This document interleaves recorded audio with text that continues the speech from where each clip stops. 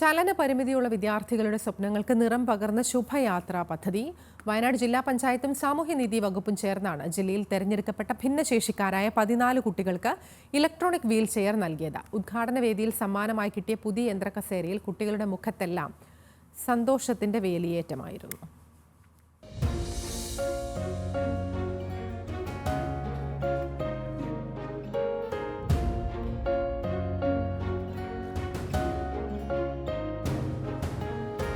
ഭിന്നശേഷിക്കാർക്ക് പ്രത്യേക പരിഗണന നൽകി സമൂഹവും ഒപ്പമുണ്ടു എന്നതിന്റെ നേർക്കാഴ്ചയായി മാറുകയായിരുന്നു ശുഭയാത്രാ പദ്ധതി. 1.20 ലക്ഷം രൂപ ചെലവ് വരുന്ന മോട്ടറൈസ്ഡ് വീൽ ചെയറുകളാണ് പദ്ധതിയിലൂടെ സൗജന്യമായിട്ട് നൽകിയത്. വയനാട് കളക്ട്രേറ്റ് അങ്കണത്തിലെ ശുഭയാത്ര ഉദ്ഘാടന വേദിയിൽ സമ്മാനമായി കിട്ടിയ പുതിയ വീൽ ചെയർ കണ്ടതോടെ അവരുടെ മുഖത്തെല്ലാം സന്തോഷത്തിന്റെ വേലിയേറ്റമായിരുന്നു.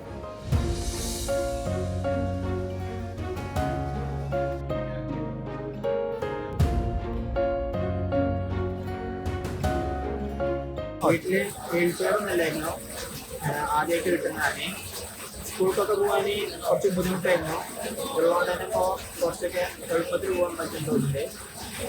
അവശത അനുഭവിക്കുന്നവർക്ക് പഠന സഹായത്തിനും ജീവിത ലക്ഷ്യം കൈവരിക്കുന്നതിനുമായി ഗ്രാമപഞ്ചായത്ത് പരിധിയിലുള്ള അർഹരായ ഭിന്നശേഷിക്കാരിൽ നിന്നും ലഭ്യമായ അപേക്ഷയുടെ അടിസ്ഥാനത്തിൽ മെഡിക്കൽ ബോർഡ് ശുപാർശ പ്രകാരമാണ് ഗുണഭോക്താക്കളെ തെരഞ്ഞെടുത്തത്. ശുഭയാത്രാ പദ്ധതി ഇനിയും വ്യാപിപ്പിക്കാനാണ് തീരുമാനം. ജില്ലാ പഞ്ചായത്ത് പ്രസിഡന്റ് സംഷാദ് മരക്കാർ ശുഭയാത്രാ പദ്ധതി ഉദ്ഘാടനം ചെയ്തു.